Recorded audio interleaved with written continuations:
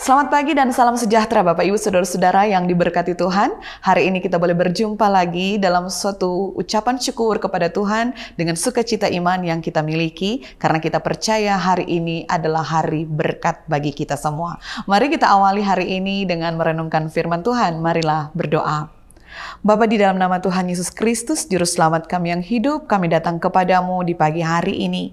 Ada pujian atas segala hal yang boleh kami alami bersama dengan Engkau. Kami boleh ada dalam perlindungan-Mu yang sempurna. Kami boleh bangun dengan tubuh yang diberkati. Kami ada di saat ini karena Engkau, dan kami pun mau merenungkan firman-Mu ini dengan segala baik. Kami memohon tuntunan tangan kasih-Mu bagi kami, Roh Kudus yang menguasai kami. Dan biarlah kami boleh menjalani kehidupan kami seperti apa yang Kau kehendaki. Berfirmanlah ya Tuhan, di dalam nama Tuhan Yesus Kristus, Juru Selamat kami yang hidup. Amin. Saudara-saudara, firman Tuhan terdapat di dalam Ester pasal yang keempat, ayat yang keempat yang berbunyi begini. Ketika dayang-dayang dan sida-sida Ester memberitahukan hal itu kepadanya, sangat risaulah hati ratu. Ia mengirim pakaian supaya dikenakan pada Mordekai dan supaya kain kabung ditanggalkan darinya, tetapi ia tidak menerimanya. Saudara-saudaraku yang kekasih dalam Tuhan, ada suatu keadaan di mana Ratu Ester merasakan satu kerisauan. Siapa yang tidak pernah merasakan kerisauan dalam kehidupan yang dijalani ini? Ada yang mengatakan, saat ini saya merasakannya. Ada yang mengatakan, sudah pernah mengalaminya. Nah saudara-saudara, hal ini berhubungan dengan perasaan seseorang, hal ini berhubungan dengan emosi seseorang karena suatu keadaan di mana dia mengalaminya.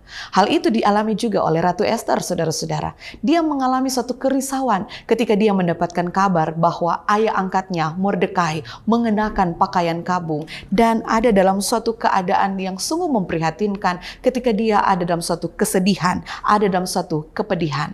Saudara-saudaraku yang terkasih di dalam Tuhan, Mordekai, ayah angkat dari Ratu Ester ini menggunakan kain kabung sebagai satu bentuk tanda penderitaan.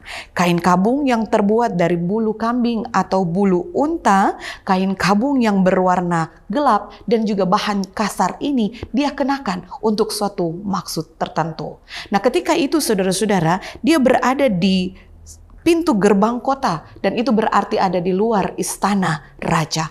Kenapa sampai dia hanya berada di situ, saudara? Karena setiap orang yang menggunakan kain kabung tidak diizinkan untuk memasuki istana karena dianggap najis, dianggap tidak suci, dianggap tidak tahir. Nah, di tempat itu, saudara-saudara, kekasih-kekasih Kristus, maka di tempat itu dia menangis, dia merasakan satu kepedihan karena keadaan bangsanya atau bangsa Yahudi. Kita tahu bahwa ada satu surat undang-undang yang dikeluarkan oleh bangsa Persia, pemerintah bangsa Persia untuk melenyapkan orang-orang Yahudi. Kegelisahan, ketakutan, kepedihan meliputi Mordekai. Nah saudara-saudaraku kekasih-kekasih Kristus, Ester yang berada di dalam istana tidak mengetahui apa yang terjadi di luar istana.